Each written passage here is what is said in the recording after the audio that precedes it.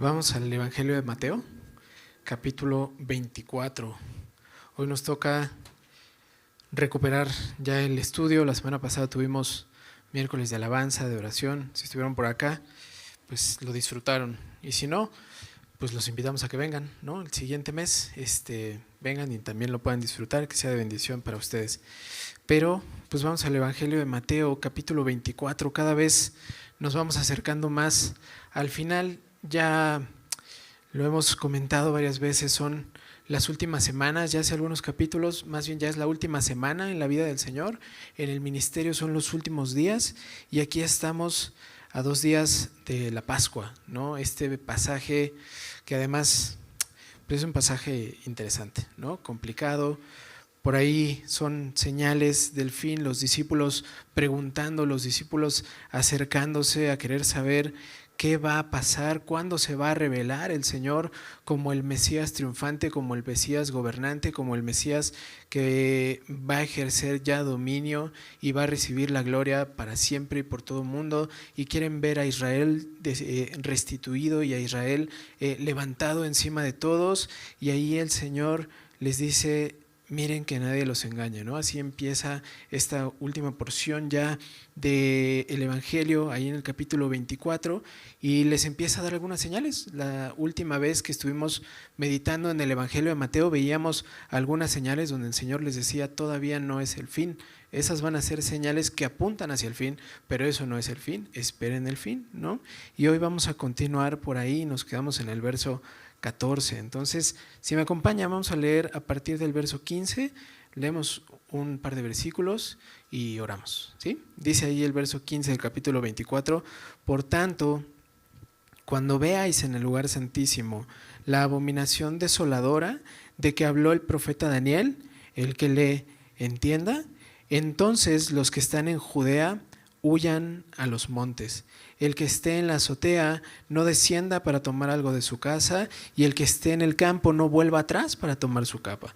Mas hay de las que están encintas y de los que críen aquellos días. Orad pues que vuestra huida no sea en invierno ni en día de reposo, porque habrá entonces gran tribulación, cual no ha habido desde el principio del mundo hasta ahora, ni la habrá. Vamos a orar, ¿sí?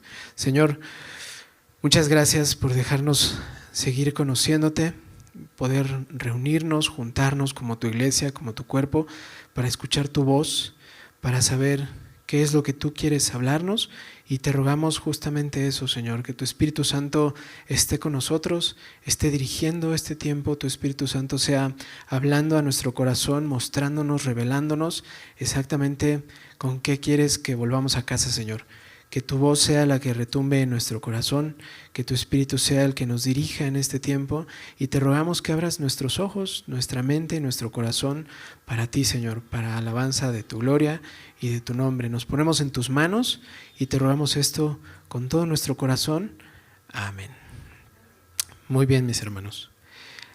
Lo último que veíamos, y se los comentaba ahora, es que los discípulos se acercan al Señor, le hacen una pregunta que en realidad son 3 preguntas, ¿no? Ahí en el verso 3 dice: estando él sentado en el monte de los olivos, los discípulos se le acercaron aparte diciendo: dinos, ¿cuándo serán estas cosas? ¿Y qué señal habrá de tu venida y del fin del siglo? Le hacen una pregunta, pero hay 3 preguntas ahí, ¿no? Y el Señor va a empezar a responder. La primera no necesariamente está respondida por acá. ¿Cuándo sucederán o cuándo serán estas cosas? Es algo que no responde, por lo menos no de forma directa. Pero sí la segunda y la tercera. Y desde la última vez que estuvimos meditando en el Evangelio de Mateo, ya estábamos viendo las señales que habrá de la venida del Señor. Y el pastor nos explicaba esta idea de la parousia, ¿se acuerdan? Esta palabra, este concepto que tiene que ver con la revelación y la conciencia de la presencia de alguien, que el Señor se revelara de cierta forma y que entonces todo el mundo lo pudiera ver como ese Mesías glorioso. Y solo me gustaría hacer un pequeño apunte sobre esa idea. El Señor ya era y ya es el Mesías glorioso.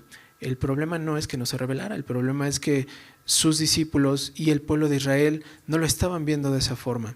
Y ellos esperaban, como lo hemos visto ya en varias partes del Evangelio, a un Mesías gobernante y a un Mesías militar y a alguien que quitara la opresión del Imperio Romano sobre esa región, pero el Señor tenía un plan mucho más grande que eso. Y entre ese punto y lo que vamos a estar viendo ahora, el Señor solo les empieza a dar algunas instrucciones, y lo adelantaba el pastor la última vez. Este capítulo 24 y el capítulo 25 son pasajes un poco complicados, ¿no? Y sobre todo a la luz de lo que vemos, de repente podremos confundirnos, porque podríamos empezar a leer algunas cosas que se parecen a las cosas que estamos viviendo y a la realidad con la que nos enfrentamos todos los días, y tengamos la tentación de pensar que todo esto nos va a pasar a nosotros. Pero ya lo decía el pastor y lo dice el Señor Jesús aquí, esto es un trato que tiene directamente con su pueblo. Estas instrucciones y estas advertencias y esto que viene en el capítulo 24 y el 25 es especialmente con su pueblo. Eso no significa que no tengamos algunas aplicaciones para nosotros en Metepec 2025. Entonces, primero Dios, las iremos viendo un poco más adelante, pero es importante que recordemos esto. Algunas de estas cosas que vamos a ir viendo son muy duras, y especialmente lo que vamos a ver a partir del verso 15, de repente pueden ser un poco confusas. Espero no confundirlos demasiado, ni yo tampoco, ¿no? Pero bueno, vamos a ver qué dice por acá. El verso 15, el Señor empieza diciendo, por tanto, cuando veáis en el lugar santísimo, en el lugar santo, la abominación desoladora de que habló el profeta Daniel, el que lee entienda, entonces los que están en Judea huyan a los montes. De repente el Señor empieza esta parte y esta sección con cosas que son profecía sobre algo que todavía no pasa, ¿no? Al principio el Señor les decía ahí en el verso 1, ¿veis todo esto? En el verso 2, de cierto os digo que no quedará aquí piedra sobre piedra que no sea derribada. Y se refería al templo. Y lo veíamos la última vez, el templo fue destruido y piedra sobre piedra fue quitado y no quedó nada, ¿no? O sea, por ahí hoy, si ustedes ven en internet o tienen la posibilidad de ir a Israel, van a ver que solamente hay una parte de lo que era el antiguo templo y que hoy se conoce como el Muro de los Lamentos, pero es algo muy corto a comparación de todo lo que era y lo glorioso que era el templo en ese momento. No quedó nada. En el año 70 los romanos acabaron con todo y Jerusalén fue destruida, e Israel como pueblo, como nación, también. Ahí empieza la dispersión, ahí empieza la separación, y a partir de ese momento no hubo más pueblo de Israel en un lugar, ni un pueblo judío que estuviera junto y con un sistema sacerdotal como lo tenían y la tradición como la tenían, desapareció. Y de repente aquí en el verso 15 dice el Señor, cuando veáis en el lugar santo la abominación desoladora, pues se puede volver un poco difícil de interpretar, ¿no? Pero vamos a ver de qué está hablando. Acompáñenme por favor al libro de Daniel, unas cuantas páginas atrás en su Biblia, porque hay un par de cosas interesantes que observar por allá. En el capítulo 9, Daniel recibe una visión, y ahí en el capítulo 9, en el verso 24, Daniel escucha esto: 70 semanas están determinadas sobre tu pueblo y sobre tu santa ciudad, para terminar la prevaricación y poner fin al pecado y expiar la iniquidad, para traer la justicia perdurable y sellar la visión y la profecía y ungir al santo de los santos. Sabe pues y entiende que desde la salida de la orden para restaurar y edificar a Jerusalén hasta el Mesías príncipe habrá 7 semanas y 62 semanas. Se volverá a edificar la plaza y el muro en tiempos angustiosos, y después de las 62 semanas se quitará la vida al Mesías, mas no por sí, y el pueblo de un príncipe que ha de venir destruirá la ciudad y el santuario, y su fin será con inundación. Hasta el fin de la guerra durarán las devastaciones, y por otra semana confirmará el pacto con muchos. A la mitad de la semana hará cesar el sacrificio y la ofrenda. Después, con la muchedumbre de las abominaciones, vendrá el desolador, hasta que venga la consumación y lo que está determinado se derrame sobre el desolador. Ya se puso difícil, ¿no? ¿Qué onda con esas semanas? ¿Qué onda con la visión? ¿Qué onda con Daniel? ¿Qué onda con todo lo que viene ahí? Bueno, todos los estudiosos coinciden en que todas estas semanas de profecía es el tiempo que iba a pasar entre la restauración de Israel y el fin del mundo. Ahora, como que el tiempo parece que no cuadra tanto, ¿no? Ya ha pasado mucho tiempo, porque por ahí dice en el verso 25 de Daniel que desde la salida de la orden para restaurar y edificar a Jerusalén hasta el Mesías príncipe habrá 7 semanas y 62 semanas, o sea, hace 69 semanas, ¿no? ¿Qué es lo que pasa con ese cálculo de tiempo? Bueno, de repente en la Biblia nos vamos a ir encontrando en que un día de una semana o una semana se asemejan a 7 años, y entonces un día es un año, y si son 69 semanas, pues échenle cuentas, multipliquen, ¿no? Son 483 años, y algunos estudiosos estiman que el tiempo entre Nehemías y la entrada triunfal del Señor a Jerusalén en esta última semana de su vida, conocido como Domingo de Ramos, es el cumplimiento de esas 69 semanas. Hay algo conocido como el reloj profético de Dios, que es el anuncio del fin. Y aquí espero no perderlos tanto, pero ahí les va, ¿no? Lo voy a intentar explicar lo más sencillo que pueda. Son 70 semanas según la cuenta, ¿no? Sí, todos lo leímos, 69 semanas, más 7 semanas, más una última semana, ¿no? Ahí en el verso 24 dice son 70 semanas. Bueno, de esas 70 hay 69 que ya se cumplieron. Son 70 semanas donde el Señor tiene un trato con su pueblo, directamente con Israel, no con otros pueblos, no con otras naciones, es con Israel. Entonces, eso es la restauración de Israel desde Nehemías hasta la entrada triunfal. Falta una semana. ¿Cuándo es esa última semana? Bueno, les decía que esto es un trato entre el Señor y su pueblo. Y si en el año 70 desaparece el templo y desaparece el sistema sacerdotal y desaparece Israel como nación, pues entonces no hay nación sobre la cual se cumpla la última semana de esas 70 semanas para que se cumpla el fin.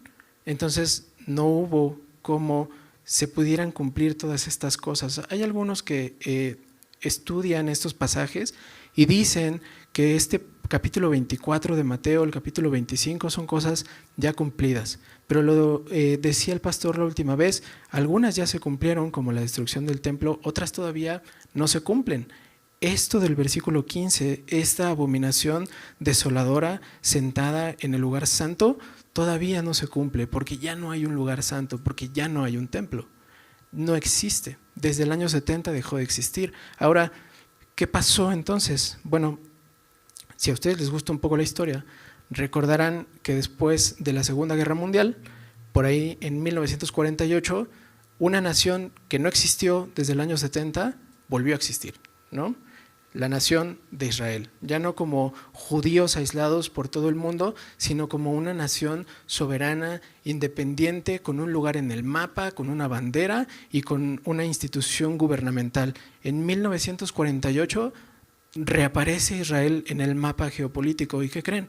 Pues el reloj profético que estaba pausado en esas 69 semanas se volvió a activar y empezó a caminar. Y entonces el reloj profético está por cumplir la última semana. ¿Significa entonces que estamos en la última semana? No, ¿no? ¿Por qué?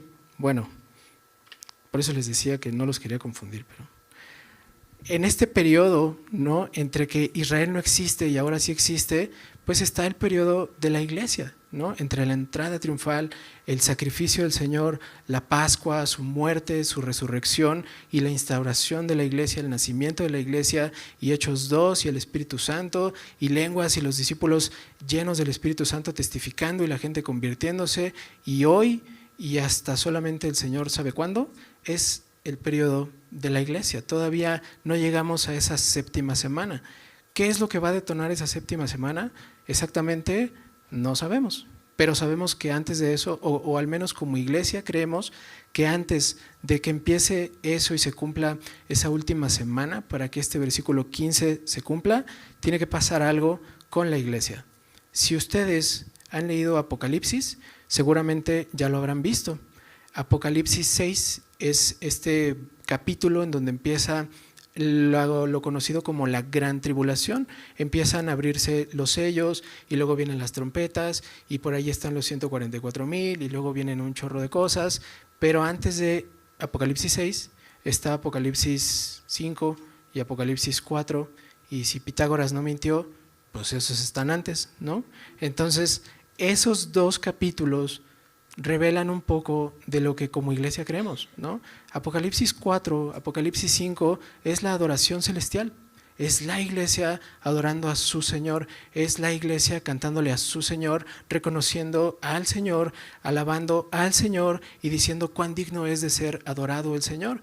Por tanto, si la gran tribulación empieza en el 6, pero la iglesia ya está en el 4 adorando al Señor y está delante de su trono, pues entonces la iglesia no verá la gran tribulación, ¿no?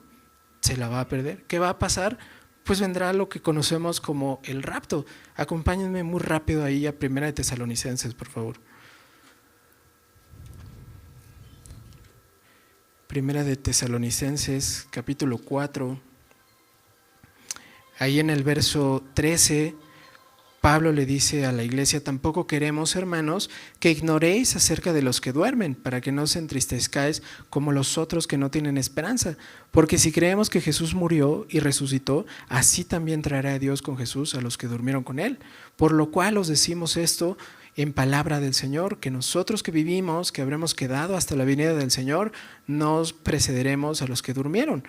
Porque el Señor mismo, con voz de mando, con voz de arcángel y con trompeta de Dios, descenderá del cielo, y los muertos en Cristo resucitarán primero. Luego nosotros, los que vivimos, los que hayamos quedado, seremos arrebatados juntamente con ellos en las nubes para recibir al Señor en el aire, y así estaremos siempre con el Señor.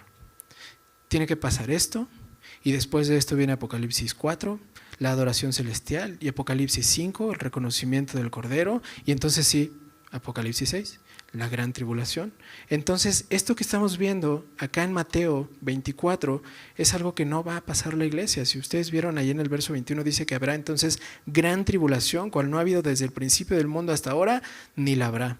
La iglesia no va a pasar por ese periodo. Mis hermanos, si ustedes han creído en el Evangelio, si ustedes tienen esperanza en la muerte y en la resurrección del Señor Jesús para perdón de nuestros pecados, y lo creen con todo su corazón y lo han confesado, como dice Pablo en Romanos 10, 9 y 10, y lo hemos confesado con nuestra boca, lo hemos creído en nuestro corazón y somos salvos, como iglesia creemos que no vamos a pasar ni experimentar la gran tribulación, nos la vamos a ahorrar, porque vendrá el rapto y el Señor vendrá con voz de ángel, con voz de arcángel, con trompeta, y nos llevará y nos arrebatará en las nubes, y estaremos ahí y disfrutaremos de su presencia para siempre, ¿no? Está increíble. ¿Eso significa que nos vamos a saltar este capítulo? Ojalá, pero no, ¿no? ¿Por qué? Porque queremos conocer todo el consejo de Dios, todo lo que Dios nos ha dicho. ¿Es bueno que sepamos esto?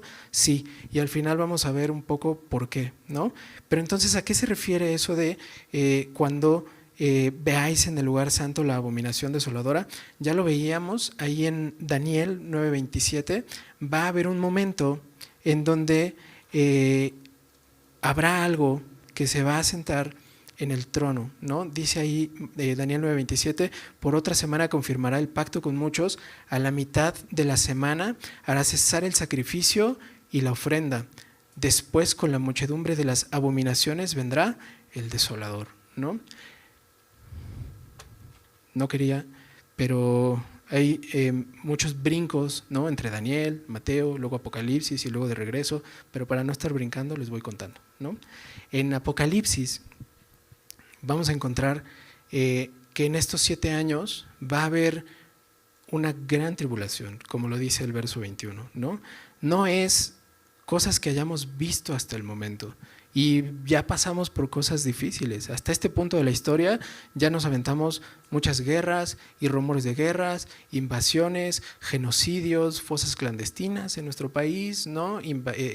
Abusos y muchas falta de derechos y racismo y demás, y 2 guerras mundiales y el temor de una tercera y una pandemia que nos mantuvo encerrados y distanciados y con miedo y sin esperanza y sin rumbo, y parecía que todo se iba a acabar, y aún así todo lo que hemos vivido y la crisis y la falta de recursos y demás no se compara a lo que va a venir en esa semana final, en ese cumplimiento del tiempo para el fin, en todas esas señales antes de que el Señor se revele por completo y venga y gobierne con soberanía absoluta. Esa gran tribulación es algo que no se va a poder contener, va a ser demasiado, va a haber muerte, va a haber guerra, va a haber hambre, va a haber mortandad. Si ustedes empiezan a leer Apocalipsis, se van a encontrar con los sellos y cada sello trae un mal, y luego se van a encontrar con las trompetas y cada trompeta trae otro mal, y que se toca una trompeta y cae granizo y fuego del cielo, y luego otra trae terremotos, luego otra trae más hambre, luego trae más violencia, y luego vienen las copas. O sea, se vuelve esto incontenible y cada vez vamos viendo cómo el mundo se va reduciendo. Hay un punto en donde todo va a ser tan extremo y tan doloroso y ya no va a haber esperanza absoluta, que los ricos, los capitanes, los poderosos de este mundo se van a ir a los montes y se van a meter a las peñas y le van a decir a las piedras: aplástanos, líbranos de la ira del Cordero. Y es interesante que en lugar de que se arrepientan, solamente quieran que ya se acabe el dolor, ¿no? Ya no va a haber arrepentimiento con ellos, por lo menos no con ellos. Y van a decir eso y lo van a gritar y lo van a clamar y va a ser muy duro. Y una de esas señales y algo que va a pasar el pueblo de Israel es que van a sufrir esa persecución. Ahí en el verso 16 dice que los que estén en Judea huyan a los montes, el que esté en la azotea no descienda para tomar algo de su casa, el que esté en el campo no vuelva atrás para tomar su capa, y hay de las que estén encintas y de las que críen en aquellos días. Va a ser difícil, va a ser muy difícil para estas personas de este pueblo estar soportando todo esto y viéndolo, y sobre todo darse cuenta que tuvieron la oportunidad de reconocer algo que no quisieron y que desecharon y que dejaron, y que cuando tuvieron el evangelio a la mano lo hicieron a un lado y lo negaron, y entonces lo que dice que es la blasfemia del Espíritu Santo la están experimentando. No hay perdón sobre eso, no le creyeron al testimonio de Dios sobre quién era Jesús, y entonces no tienen la esperanza que la iglesia sí va a tener, porque la iglesia está adorando al Señor, está disfrutando de su presencia, pero este pueblo no. El Señor les dice: oren pues que vuestra huida no sea en invierno ni en día de reposo, ¿no? Iba a ser difícil, no sabemos cuándo, no sabemos si esto pasará en abril o para mayo, pero el Señor les dice: oren que no sean momentos más duros, más difíciles. No les dice cuándo, solo les da una señal, les dice que esa persecución y todo eso se va a agravar cuando vean a esa abominación en el trono, ¿no? en el lugar santo. El lugar santo es algo que estaba adentro del templo. Y ahora, hace rato les decía, antes no había templo porque no había Israel, ahora ya hay Israel, pero todavía no hay templo. ¿Qué hay en Israel? En el lugar donde había el templo está la mezquita más famosa del mundo, la mezquita del Domo Dorado, ¿no? El lugar de mayor importancia para el mundo musulmán. Exactamente donde estaba el templo, hoy está el templo religioso más importante del Islam. Entonces pareciera que es poco probable que esto se pueda cumplir, porque no hay un lugar en donde se pueda edificar un nuevo templo y entonces pueda hacer otro lugar santo, un lugar santísimo, en donde llegue alguien y se siente en ese lugar. Pero el Señor dijo que el templo se destruiría y se destruyó, ¿no? El Señor dijo que esto pasaría y va a pasar. ¿Cuándo? No sabemos, pero va a pasar, ¿no? Si alguien les dice que en octubre ya se acaba el mundo, todavía no hay templo, ¿no? Entonces todavía no se puede. Pero podría ser, ¿no? No sabemos. Solamente el Señor sabe cuándo será eso. Lo que sí es que en cuanto ese templo esté restituido, aparecerán dos personajes más que en el libro de Apocalipsis aparecen como las bestias, ¿no? En Apocalipsis 13, no vamos a ir para allá porque sería leer demasiado y explicar muchas cosas, pero les cuento rápido. Aparecen estos dos seres conocidos como las bestias, que lo que hacen es salir del mar y aparentar que superan sus males, y entonces el mundo los ve y se maravillan y los empiezan a adorar y llegan y cumplen lo que Pablo dice en 2 de Tesalonicenses 2. Ahí sí, acompáñenme por favor. 2 de Tesalonicenses 2.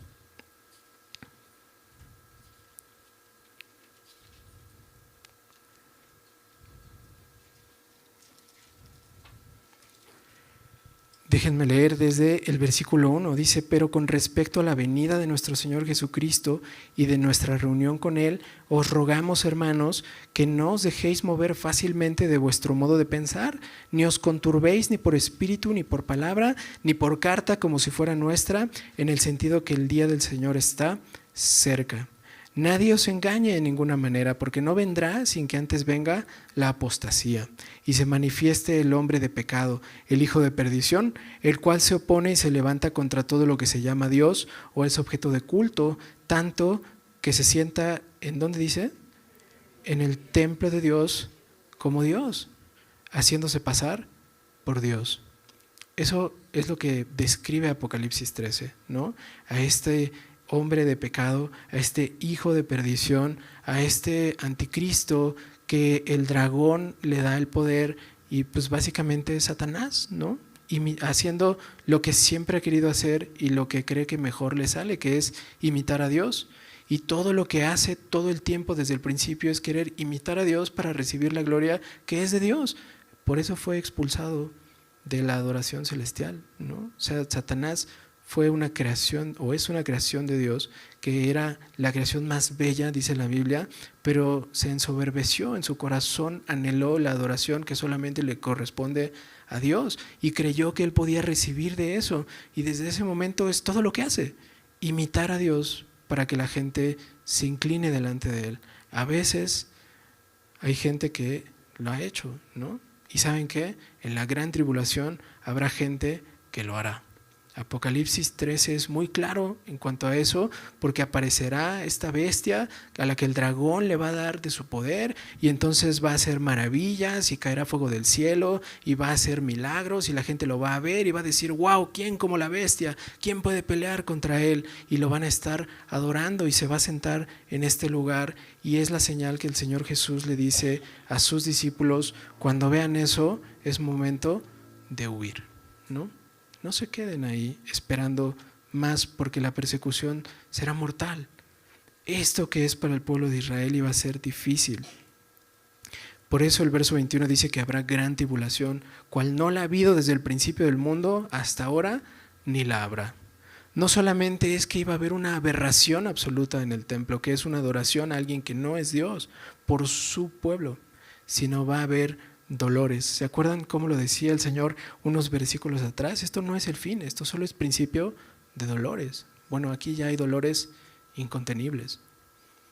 Este capítulo va evolucionando en cuanto a todo eso hasta llegar acá, ¿no? Dice el verso 22: si aquellos días no fuesen acortados, nadie sería salvo, mas por causa de los escogidos, aquellos días serán acortados. Si algo tiene la gran tribulación es que en medio de todo el dolor y la pesadez y la guerra y la violencia y todo lo malo que va a estar en ese momento, es que tiene fecha de caducidad. No va a ser para siempre, ¿no? Solo van a ser 7 años para que se cumpla la profecía de las 70 semanas. Solo falta una. Todavía no es, pero será. Y tiene fecha de caducidad. Ahora, ¿quiénes son esos que dice aquí que son los escogidos? Estuve pues estudiando, investigando un poco y creo que se refiere a los mismos que Apocalipsis va describiendo. La iglesia ya no está ahí, ¿no? Ya no están los santos, ya no estamos nosotros, pero sí hay un grupo de personas que se va a mantener fiel y se va a mantener firme. Son estos famosos 144,000 que no son la iglesia, ¿no? Digo, cuando lleguemos a Apocalipsis, algún día el pastor lo explicará mejor, ¿no? Pero son ellos, ¿no? Gente que va a declarar y va a confesar y que además son escogidos. No solamente es que ellos estén dispuestos, es que Dios los escogió.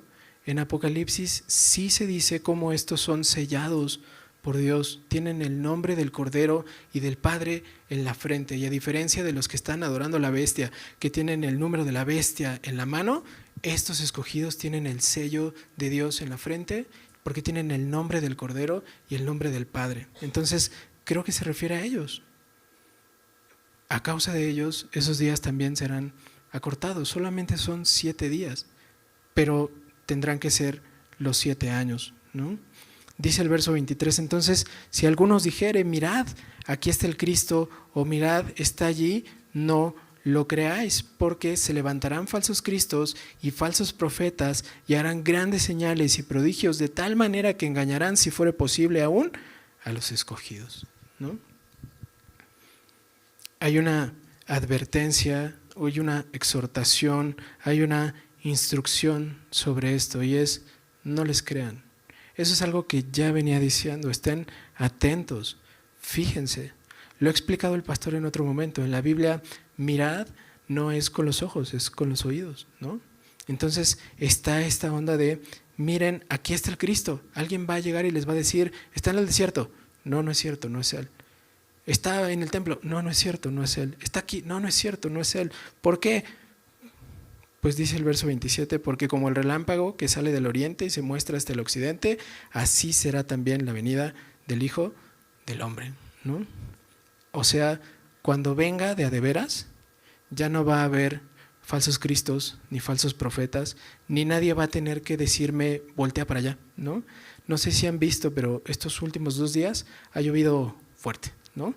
¿Vieron cómo se ilumina el cielo por completo cuando cae un rayo y se ve y se siente y se oye por todos lados? Y nadie te tiene que decir: cayó un rayo, ya lo viste, ¿no?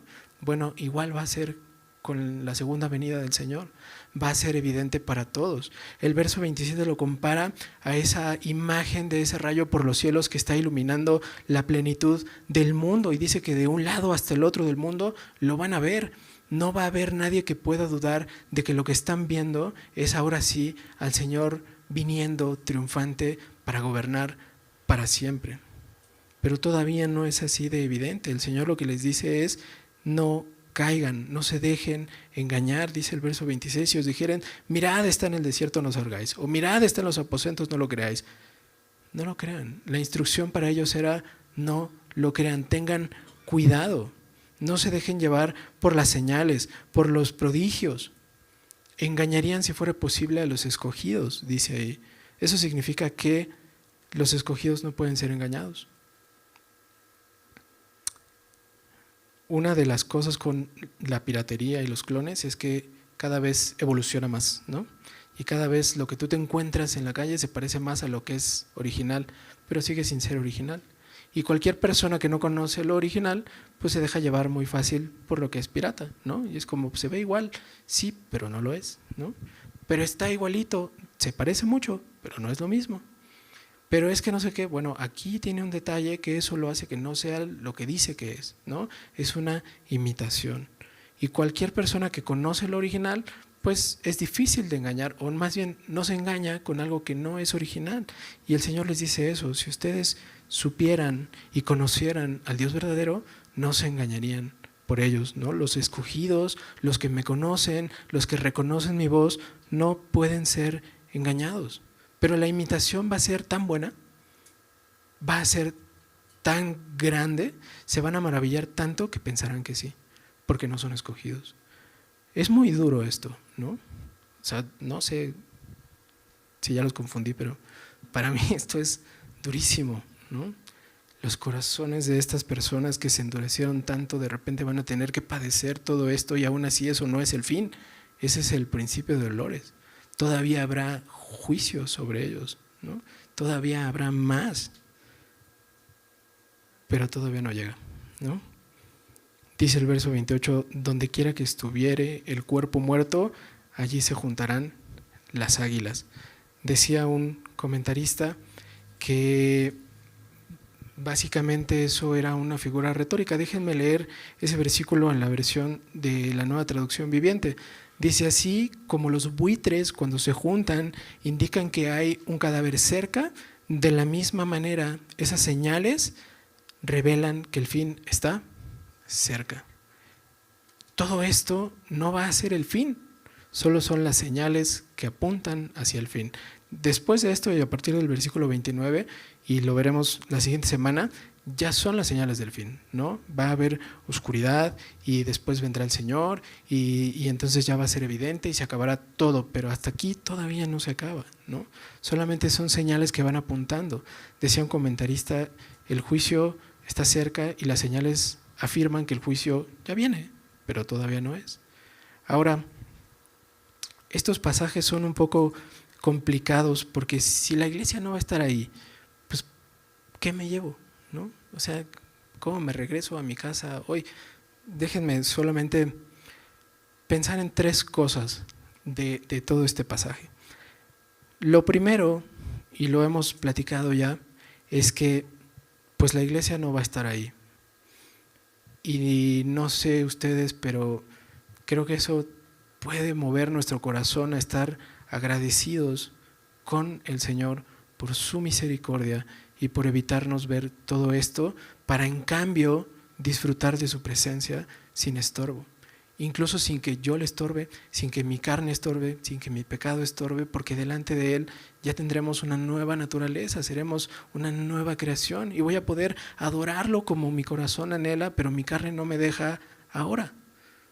Y no sé ustedes, pero eso creo que nos tiene que mover al agradecimiento y a la adoración. Que la iglesia no tenga que pasar por todo esto, pues es un motivo de júbilo y de alabanza, y para que salgamos de aquí querramos glorificar al Señor y bendecir al Señor y adorar al Señor tanto como podamos, porque no voy a pasar todo eso, y porque en teoría, pues si soy creyente, estoy expectante no solo de su venida, sino de mi encuentro con Él, porque lo que quiero es hacer lo que dice Apocalipsis 4 y 5, adorarlo para siempre. Pero si no lo hago aquí, dice un pastor, si no lo adoras aquí, ¿qué te hace pensar que lo vas a querer adorar por la eternidad? ¿No? Si no lo conoces aquí, si no hablas con Él aquí, si no lo buscas aquí, ¿qué te hace pensar que vas a disfrutar de Él para siempre en la eternidad? Plantéatelo, ¿no? Pero sí, creo que podemos agradecerle al Señor por lo que no nos va a pasar y lo que no nos va a tocar ver, ¿no? Si no nos va a tocar ver todo eso, creo que también nos podemos doler por la gente que hoy está rechazando el Evangelio, y que incluso con el rapto también se sigan negando a la verdad del Evangelio. No sé, esto no lo tomen como doctrina ni nada, pero decía una vez un pastor que pues la gente tiene tantas ganas de creer en tantas cosas que incluso cuando la iglesia ya no esté, en lugar de que reconozcan que el Señor nos llamó y nos llevó consigo, van a decir que fueron los ovnis, ¿no? Y se van a inventar cualquier cosa, o explotaron, o solo desaparecieron, fueron abducidos. Cualquier pretexto va a ser bueno solo para no seguir reconociendo quién es el Señor. Y creo que eso tiene que mover el corazón de la iglesia y dolerse por las personas que hoy están rechazando el Evangelio, y llevarles el Evangelio y vivirles el Evangelio y testificarles el Evangelio y confesarlo con nuestra boca, pero vivirlo con nuestras respuestas, y que vivamos como dice Pablo, ¿no? En Colosenses, que nuestras palabras sean con gracia, sazonadas con sal, que seamos como el Señor Jesús dijo, y que si nos dan en una mejilla, bueno, pues les pongamos la otra, que si nos piden una milla, les demos la segunda, ¿no? Que seamos cristianos, que la gente nos pueda ver y pueda ver en nosotros que somos cristianos, y que no se sorprendan después de 6 meses y digan, ¿eres cristiano? ¿No? Ni se te nota, ¿no? Qué triste que nos tenga que pasar algo así, ¿no? Y quizá es porque no estamos agradecidos por lo que no nos va a tocar ver, ni nos está doliendo en nuestro corazón que hay gente a nuestro alrededor que tal vez sí le toque ver eso, tal vez sí le toque experimentar eso, porque no están creyendo, ¿no? Por lo menos ahí hay 2 cosas prácticas. Y la tercera, acompáñenme por favor al verso 42, ahí en Mateo 24. Todo este pasaje del capítulo 24 y 25 tiene, además de mucha información y de muchas señales y de muchas cosas que pueden parecer muy grandes, instrucciones también muy puntuales. El verso 42 dice: velad pues, porque no sabéis a qué hora ha de venir vuestro Señor. Pero sabed esto, que si el padre de familia supiese a qué hora el ladrón habría de venir, velaría y no dejaría minar su casa. Por tanto, también vosotros estad preparados, porque el Hijo del Hombre vendrá a la hora que no pensáis. Entonces, estos 2 capítulos tienen una instrucción muy clara, y es velar, estar atentos. Y no es la única parte en la Biblia donde encontramos esta instrucción. hay más. De hecho, el Señor Jesús le va a pedir eso a sus discípulos antes de que sea apresado. Y les va a pedir que oren con Él y que estén velando. ¿Y qué pasa con estos hombres? Se van a quedar dormidos, ¿no? Claro, estaba escrito que lo iban a dejar solo, ¿no? Estaba escrito que se iban a escandalizar y que iban a huir. Pero el Señor les había pedido una cosa que no pudieron hacer. ¿Y qué acabó pasando? Pues lo negaron, ¿no? Cuando vino la pregunta, cuando vino el cuestionamiento que hizo Pedro, dijo, no lo conozco. Y le dio la vuelta y se fue, ¿no? Y todos los demás también, porque no estaban velando. Nos podría pasar a nosotros, mis hermanos, si no estamos atentos, si no tenemos los ojos abiertos, si no tenemos nuestra atención puesta en el regreso de nuestro Señor. No sabemos cuándo vaya a ser, nadie sabe, ¿no? Podría ser en 50 años, podría ser mañana. La pregunta siempre es, cuando escuchamos esa instrucción, si viene hoy el Señor, ¿qué te va a encontrar haciendo? ¿No? ¿Te va a encontrar orando y velando? ¿O te va a encontrar inclinándote a darle la vuelta, a darle la espalda, a sumergirte en tu pecado, como a veces acostumbramos, ¿no? ¿Qué nos va a encontrar haciendo el Señor? ¿Nos va a encontrar buscándolo con un corazón inclinado a adorarle, o nos va a encontrar con un corazón que se quiere alejar y que no quiere estar con Él? Hay mucha información, hay buena información, es bueno que sepamos estas cosas. Apocalipsis es un libro que tiene bendición en sí mismo, ¿no? Dice ahí al principio, bienaventurado el que lee y los que oyen las palabras de esta profecía. Y ¡pum!, se arranca con todo lo que es el libro de Apocalipsis, la revelación de Jesús y toda la gran tribulación y demás. Hay bienaventuranza en saber esto, claro. Necesitamos saberlo, claro. No para que tengamos miedo de lo que no vamos a experimentar, sino justamente para todo lo contrario. Agradezcamos el amor de Dios para nosotros, veamos su misericordia, veamos la gracia que nos ha dado y le entreguemos cada día nuestra vida, nuestro corazón y todo lo que todavía no le hemos dado. Velemos, ¿no? Velad, pues, porque no sabéis a qué hora ha de venir vuestro Señor. Podría ser ahora, ¿no? ¿Y qué nos va a encontrar haciendo? A lo mejor durmiendo, ¿no? Que no nos pase, mis hermanos. Vamos a orar, ¿sí? Señor, muchas gracias por dejarnos meditar en tu palabra, Señor, dejarnos meditar en lo que vendrá al final, y que gracias a ti y a tu amor y a tu voluntad, a tu soberanía, creemos que no veremos, Señor. Gracias porque creemos que tú nos evitarás esa pena y ese dolor y nos dejarás más bien disfrutar de ti y de tu presencia para honrarte como eres digno de ser adorado, Señor, y arrojar las coronas que tú nos des para alabarte, Señor, y simplemente estar delante de ti para hablar y para cantar junto con todos nuestros hermanos que tú eres bueno y que tú eres digno, Señor. Ayúdanos, por favor, a tener un corazón adorador delante de ti, Señor, un corazón agradecido y un corazón que además se duela de todos aquellos que hoy están rechazándote, Señor. Ayúdanos a estar atentos, expectantes de tu regreso. Que cada día sea un día menos para verte, Señor, y que no solamente lo sepamos, sino lo vivamos de esa forma. Que cuando querramos deshonrarte, tu Espíritu Santo venga de nuevo a nosotros y nos llene para que no caigamos en eso, sino más bien volteemos a adorarte porque tú eres bueno y porque tú nos has salvado, Señor. Gracias por dejarnos meditar en tu consejo, Señor, y porque sabemos que es bueno y que es útil para nosotros, y estoy seguro que tú nos has hablado en esta noche para que vivamos para honrarte, Señor. Te damos muchas gracias como tu iglesia, te rogamos que guardes en nuestro corazón cualquier cosa que nos hayas llamado a hacer, Señor, y que nos des fe para obedecerte en ese llamado que tú nos hayas hecho el día de hoy. Nos ponemos en tus manos y te damos gracias por tener este tiempo, Señor Jesús. Amén.